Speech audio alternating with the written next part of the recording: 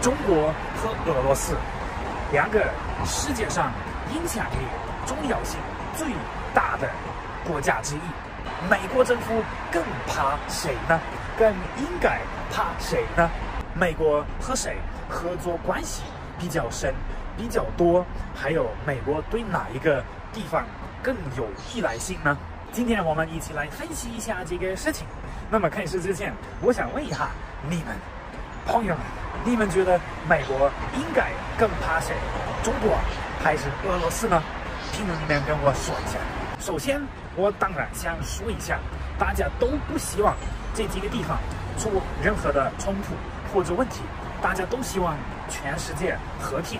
但是今天这个对比，这个分析还有点意思，所以说我们就直接开始今天的分享。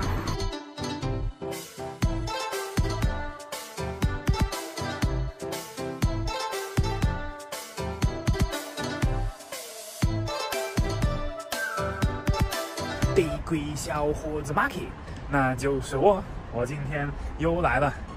现在在外面散一会儿步。今天趁着的天气一般般，不是非常好，但是还是要出来动一下，运动一会儿。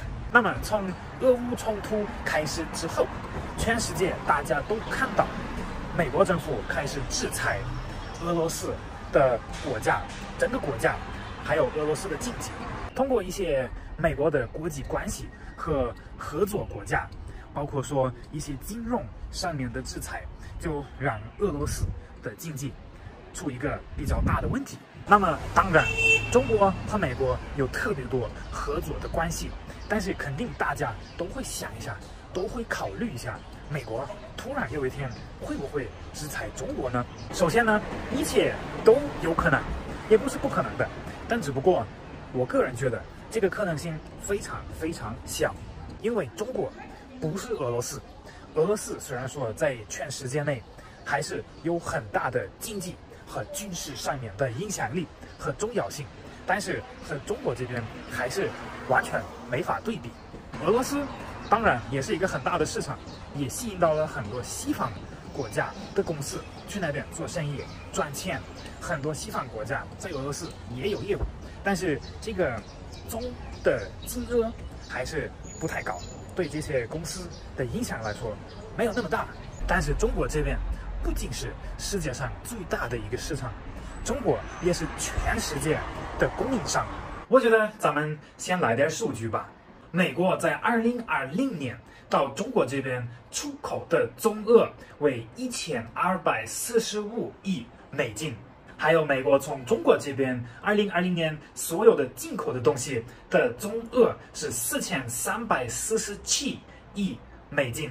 也就是说，中国占美国每一年到国外出口的产品和服务总额的7.3%，或者说整个美国到中国这边出口的总额占美国的 GDP 的1%。还有就是中国和美国的经济合作关系，在美国那边创造了260多万的工作职位和岗位，而且这些数据一直都在往上涨。所以你们说中国对美国的经济难道不重要吗？那么没有了中国的市场，真的很多美国公司都会特别惨，这个对整个美国的经济的影响会非常大。但是一样重要，甚至更重要，那就是这个供应的关系。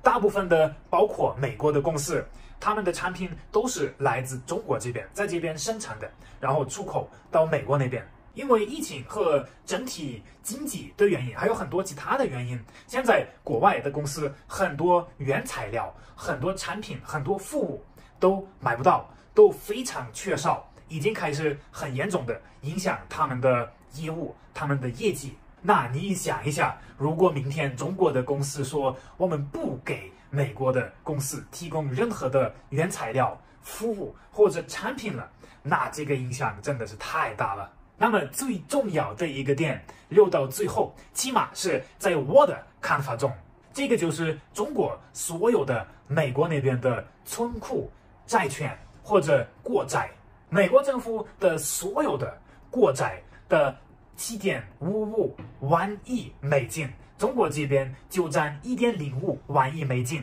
也就是说，差不多14%的美国的国债就是中国这边在管。这个数据太可怕了。假如说明天中国这边说把这些债全部都卖出去，或者说要回来，那美国那边直接没钱了，直接倒闭了。所以这个就是中国这边手上的一个特别强大的一个工具。那么这些信息、这些事情，美国政府肯定也是知道的。这些事情又不是秘密，这个可以查出来，可以算出来。这个也是为什么 Marky 觉得美国制裁中国就像俄罗斯一样的可能性非常非常小，因为有可能制裁俄罗斯的这个军事上面的风险比较大，但是经济上面的影响确实不是非常的重要。但是如果要制裁中国的话，那他可能要做好这个倒闭的准备。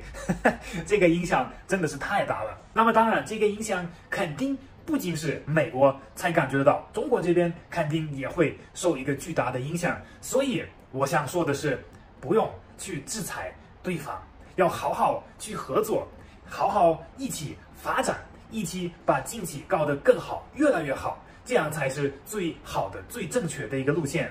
希望全世界的政治家、的政府都会理解到这一点。希望大家都会有一个好的合作的、和平的、公平的关系。但是这个事情你们怎么看呢？现在我也很想知道，你们和我同意吗？你们觉得美国来制裁中国的这个可能性高不高啊？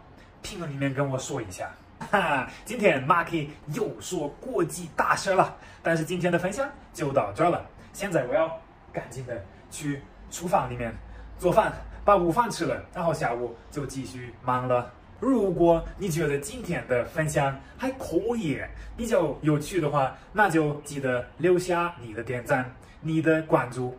现在我要说再见喽，朋友们，我们在下一期视频见吧。